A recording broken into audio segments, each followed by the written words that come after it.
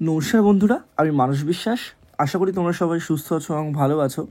তা আজকের ভিডিওটা খুব ইম্পর্টেন্ট একটা টপিকে আমি করতে চলেছি, সেটা হচ্ছে ডব্লিউবিপিআরবির যে পরীক্ষার দুর্নীতি।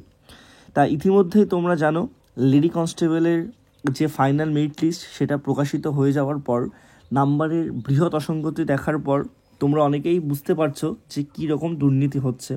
তা বিষয়টা হচ্ছে, দুর্নীতিটা কিন্তু 2023 এই লেডি কনস্টেবল থেকে না। আমি যদি তোমাদের বলি, দুর্নীতিটা 2020 সাল থেকেই। তার কারণ 2018 সালের রিক্রুটমেন্ট থেকে আমরা কিন্তু আমাদের ইউটিউব চ্যানেলে ভিডিও আপলোড করি। তা সেখান থেকে 2020 সালের তোমরা কাট অফ মনে করে রাখবে, পিলিতে জেনারেলদের গেছিলো তোমাদের 41। তা সেক্ষেত্রে তোমাদেরকে বলবো, যা প্রশ্ন ছিল, যা পরীক্ষা দিয়েছিল সবাই, মোটামুটি কিন্তু 30 থেকে 35 কাট অফ যাওয়াটাই ন্যায্য ছিল। তোমরা অনেকেই বলতে পারো যে দাদা, এটা কিভাবে হতে পারে? তোমাদের কম্পিটিশন বাড়ছে এখন দিন দিন, এখন ভালো স্টুডেন্টরা পিআরবির পরীক্ষা দিতে আসছে বা ডব্লিউবির পরীক্ষা দিচ্ছে, কিন্তু বিষয়টা সেটা না। তা তখনও সেই সময় কেউ মুখ খোলেনি, আজও তারা মুখ খোলে না। মেন বিষয়টা দেখো, এই যে দুর্নীতি, তোমরা অনেকে আমাকে বলছো দাদা এটা নিয়ে ভিডিও করতে, এটা নিয়ে বৃহত্তর আন্দোলন করতে হবে, এটা নিয়ে কেস করতে হবে। কিন্তু বিষয়টা হচ্ছে, তোমাদের কাছে কি কোনো প্রমাণ আছে বা আমার কাছে কি কোনো প্রমাণ আছে যেটা কোর্টে গিয়ে আমরা সমস্ত কিছু করতে পারবো? ঊর্ধ্বতন কর্তৃপক্ষ বা পিআরবি যদি এই জিনিসটাকে নির্মূল করতে না পারে, তাহলে কারোর ক্ষমতা নেই সেই জিনিসটাকে নির্মূল করার। একটা কথা তোমরা জেনে রেখে দেবে, শুধুমাত্র বিপি নয়, WBPSC fire operator 2018, WBPSC food SI 2018, ঠিক আছে? এই সমস্ত পরীক্ষায় কিন্তু টাকা দিয়ে অনেকে চাকরি পেয়েছে এবং তারা পরীক্ষা দিয়ে চাকরি পেয়েছে। মেন বিষয়টা তোমাদের কি হচ্ছে, তোমরা যখনই কোনো কিছু করতে যাবে, প্রথম কাজ তোমাদের কি হবে? তোমাদের কিন্তু কোর্ট কেস হবে। কোর্টে তোমাদের বলবে ওএমআর চেকিং যখন হবে, তখন তো দেখবে যে ওএমআর ফিল আপে ঠিকঠাকভাবে সমস্ত কিছু করা আছে। সেই জায়গাটায় তোমরা কোনো কিছু প্রমাণ করতে পারবে না, কিন্তু এটা নির্মূল তোমাদের করতেই হবে। একটা কথা তোমাদের বলি, এর আগের বছর যখন এসআইয়ের পরীক্ষা হয়েছিল এপ্রিল মাসে 2022 সালে, তখন 145 কাট অফ গেছিলো, তোমরা ভালো করে মনে করে রাখবে। এবছরও এসআইয়ের পরীক্ষা হয়েছে, তোমরা দেখতেই পেয়েছো কী লেভেলের দুর্নীতিটা হয়েছে। এর আগের বছরও কিন্তু দুর্নীতি হয়েছে।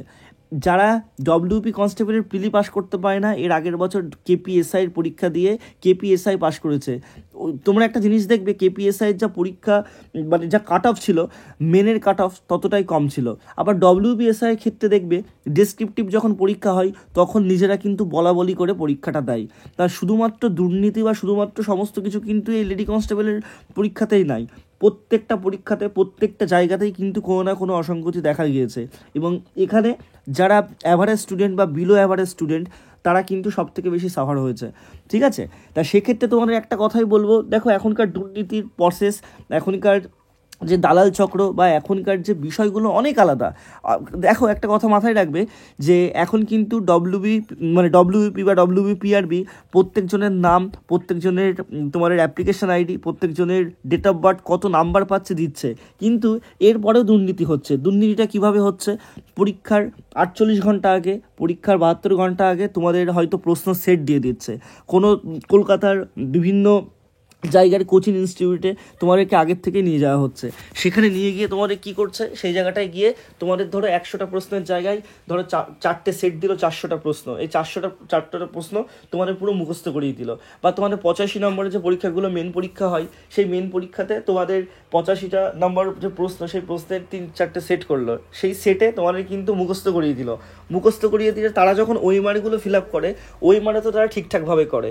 এবার তোমরা যদি আন্দোলনও করো, তোমরা যদি কেসও করো, তোমরা কেসে কিন্তু কখনোই এই জিনিসটা নিয়ে জিততে পারবে না। তার কারণ তাদের ওএমআর কিন্তু ফিল আপ করা একদম ঠিকঠাকভাবে আছে। তুমি দেখতে পাচ্ছ যে দুর্নীতি হয়েছে, কারণ যেই মেয়েটা প্রিলিতে 33 পায় বা 30 পায়, সেই মেয়েটা 85-তে 83 পেয়েছে। এখানে বোঝাই যাচ্ছে যে সে কিন্তু ভালোভাবে পরীক্ষা দিয়ে কখনোই কিন্তু 2 মাসের মধ্যে ওরকম নাম্বার পাওয়া যায় না। সে দুর্নীতি করেই কিন্তু এই জিনিসটা হয়েছে, কিন্তু শুধু একজন না, এরকম একাধিক আছে। আর তোমরা এটা কিন্তু ভেবো না যে ডব্লিউপি লেডি কনস্টেবল এই বিষয়টা হয়েছে, কেপিএসআইতেও হয়েছে, এবছরের কেপিএসআইতেও সব থেকে বেশি হয়েছে, ঠিক আছে। প্রত্যেকটা জায়গায় প্রশ্ন, তোমাদের যদি পরীক্ষা 12টার থেকে শুরু হয়, 10:30 থেকে 10টা থেকে সবাই পেয়েছে। ও যারা যারা প্রশ্ন পেয়েছে, একটা কথা সবসময় জেনে রাখবে, যারা প্রশ্নগুলো পায় তারাও কিন্তু স্টুডেন্ট। এই যে আন্দোলন বা সমস্ত কিছু যে হয়, এর মধ্যে থেকে কিন্তু যারা যারা প্রশ্ন নেয় তারাও কিন্তু দোষী। যারা এই যে দুর্নীতির মধ্যে যুক্ত বা যারা পরীক্ষাগুলো দেয় তারাও কিন্তু দোষী, ঠিক আছে। কিন্তু এই দোষটাকে তুমি কখনো প্রমাণ করতে পারবে না। তা আমাদের কি উচিত? আমাদের উচিত একটাই কথা, ডব্লিউপিআরবিকে ভালোভাবে সমস্ত কিছু বলা এবং পরবর্তী স্টেপগুলো যাতে আরও শক্ত করা, সেই জিনিসগুলো কিন্তু দেখা উচিত, ঠিক আছে। যেমন একটা কথা তোমাদের বলি, এই যে যার আইডি নাম্বার দিয়ে সমস্ত নাম্বার চেক করতে পারে, এই জিনিসগুলো করা একদম উচিত। কারণ প্রত্যেকটা জিনিস কিন্তু ট্রান্সপারেন্টই থাকা উচিত, ঠিক আছে। ট্রান্সপারেন্ট থাকা সব থেকে বেশি কিন্তু উচিত। আর একটা কথা সবসময় জেনে রাখবে, এতদিন ধরে সত্যি ভাবতাম যে ডব্লিউবিপি সব থেকে বেশি বা ডব্লিউবিপিআরবি সব থেকে বেশি কিন্তু স্বচ্ছ রিক্রুটমেন্ট করে এবং সব থেকে বেশি কিন্তু তারা নিয়োগ করে। কিন্তু বিষয়টা হচ্ছে, নিয়োগ করলেও দুর্নীতি যদি হয়, সেই জায়গাটায় কিন্তু নিয়োগের কোনো ভ্যালুই থাকে না। একদিক থেকে কাট অফ এত আয় যাচ্ছে এবং একদিক থেকে তোমাদের ভ্যাকান্সি কমে যাচ্ছে, দিন দিন কম্পিটিশন বাড়ছে, চারিদিক থেকে কিন্তু সমস্যা। একটা কথা জেনে রাখবে, যারা পড়াশোনায় ভালো, যারা পড়াশোনা করে, তারা কিন্তু নিজের মনকে সান্ত্বনা দিয়েই দিয়েছে যে আমাদের তো পড়াশোনা আমরা ভালো করি, আমরা ঠিক উতরে যাবো, আমাদের কিন্তু এইসব দেখে লাভ নেই, দুর্নীতি হলো কি না হলো, প্রশ্ন ফাঁস হলো কি না হলো, ঠিক আছে। এবং একটা দল আছে যারা কিন্তু দুর্নীতির মধ্যে যুক্ত, আগের থেকে কত টাকায় প্রশ্ন পাওয়া যাবে, কত টাকায় কি করা যাবে। যেমন আমি তোমাদের এখানে আমাদের লোকাল এই জায়গার কথা বলি, এখনও অনেক ছেলে মাঠে, মানে যদি আমি যাই মাঝে সাঝে, আমি দেখতে পাই অনেকে কিন্তু কথা বলে যে ডব্লিউবির প্রশ্ন খুঁজিস বা কেপির প্রশ্ন খুঁজিস। এই যে জিনিসগুলো কিন্তু খুবই মানে নস্কারজনক একটা ঘটনা। তা সেক্ষেত্রে তোমাদেরকে বলবো যে তোমরা অনেকেই বলছো যে রাস্তায় আন্দোলন করতে হবে, বৃহত্তর আন্দোলন করতে হবে। দেখো, আন্দোলন করে কোনো কিচ্ছু হবে না। আমাদের উত্তরপ্রদেশ পুলিশের যে পরীক্ষা, তোমরা সবাই জানো যে কনস্টেবল পরীক্ষার প্রশ্ন লিক হলো, কি হলো, 24 ঘন্টার মধ্যে পরীক্ষা বাতিল হয়ে গেল। কি হলো, তোমাদের যে চেয়ারপারসন, সেই চেয়ারপারসন কিন্তু তোমাদের মানে তাকে কিন্তু রাস্ট্রিকেট করে দেওয়া হলো।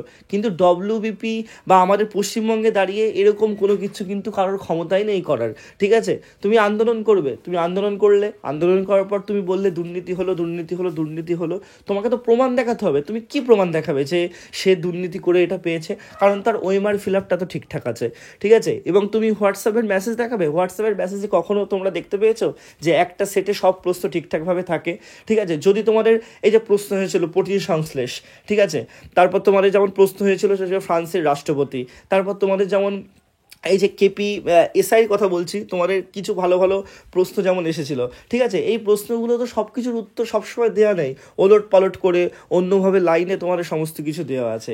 তা এই দুর্নীতিটা হচ্ছে এবং এটা নিয়ে সবাই কথা বলছে, সব কিছু ভালো কথা।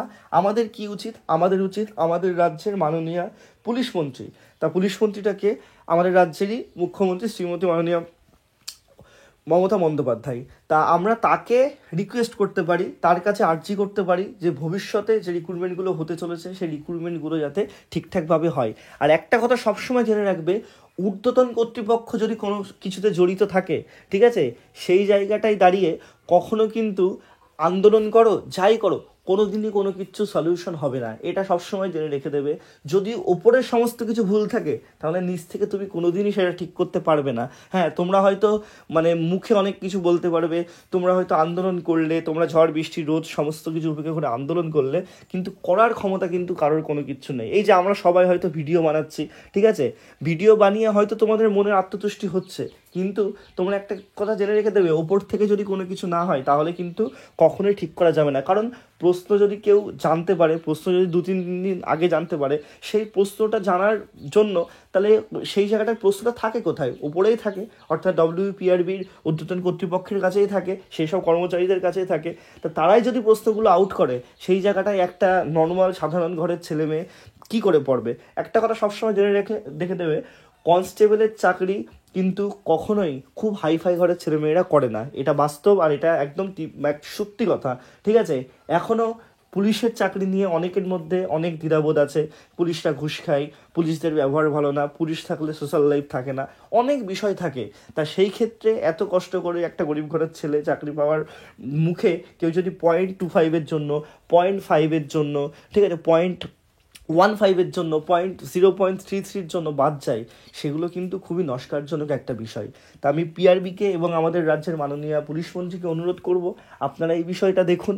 এবং আমি তোমাদেরকে কথা দিচ্ছি, তোমাদের যদি এই বিষয়ে কোনো হেল্প লাগে, তোমরা যদি কোনো আন্দোলনে যাও, তোমরা যদি কোনো কিচ্ছু করো, তোমরা অবশ্যই আমাকে অবশ্যই পাশে পাবে, ঠিক আছে? আমার ডিসক্রিপশানে আমার কন্ট্যাক্ট নাম্বার দেওয়া আছে, সমস্ত কিছু দেওয়া আছে, আমাকে হোয়াটসঅ্যাপ মেসেজ করবে, তোমাদের সম্পূর্ণ সহযোগিতা আমি তোমাদের কিন্তু করব। কিন্তু একটা কথা জেনে রেখে দেবে যে এই যে দুর্নীতি হচ্ছে, এই দুর্নীতি কিন্তু প্রমাণ আমরা কেউ করতে পারবো না। তার কারণ ফুড এসআইয়ের পরীক্ষাতেও কিন্তু কোর্ট কেস হয়েছিল, প্যানেল বাতিল হয়েছিল, ফায়ার অপারেটরের পরীক্ষাতেও প্যানেল বাতিল হয়েছিল। আমি নিজে যেই জায়গাটায় থাকি, আমার নিজের এখানে আমার নিজের পারিপার্শ্বিক মানে একটা দাদা, সে নিজে মানে কখনো কোনো দিন সে পড়াশোনা করেনি, কোনো দিন কোনো কিছু করেনি, কিন্তু সে ফায়ার অপারেটরে চাকরি করছে, ঠিক আছে? এই বিষয়গুলো আছে, কিন্তু তুমি কখনো প্রমাণ করতে পারবে না, বা আমিও কখনো কিন্তু এই জিনিসগুলো প্রমাণ করতে পারবো না, কারণ এটা হয়ে আসছে। সেক্ষেত্রে তোমাদের কিচ্ছু করার নেই, তোমাদের জাস্ট একটা জিনিসই করতে পারো, আমাদের রাজ্যের মাননীয় যে পুলিশ মন্ত্রী আছে অর্থাৎ শ্রীমতী মমতা বন্দ্যোপাধ্যায়, তাকে তোমরা রিকোয়েস্ট করতে পারো, ডব্লিউপিআরবির বোর্ডকে আরও সরব হওয়ার জন্য রিকোয়েস্ট করতে পারো, অনুরোধ বা রিকোয়েস্ট এটাই করতে পারো, তার বেশি কিন্তু তোমরা কেউ কিচ্ছু করতে পারবে না। আশা করি তোমাদের বলতে পারলাম সমস্ত কিছু। আর তোমরা যারা বলছো আন্দোলন করতে হবে, তোমরা যারা বলছো রাস্তায় নামতে হবে, এই করতে হবে ওই করতে হবে, তোমরা মুখে না বলে কাজে করে দেখাও, সেটা সব থেকে বেশি মানে প্রয়োজন। কারণ অনেকেই কমেন্টে অনেক কিছু বলতে পারে, কিন্তু আসল কাজ তোমাদের করতে হবে জনমত সংগঠন করা বা তোমাদের সংযুক্ত করা। সেটা যদি করতে পারো, অবশ্যই তোমাদের পাশে আমি আছি। সবাই সুস্থ থেকো, ভালো থেকো, ভিডিওটা সম্পূর্ণ জায়গায় ছড়িয়ে দাও, সব জায়গায় ছড়িয়ে দাও। এবং তোমাদের আমার এই ভিডিওটি ভালো লাগলে লাইক করো, চ্যানেলটি সাবস্ক্রাইব করো। ধন্যবাদ।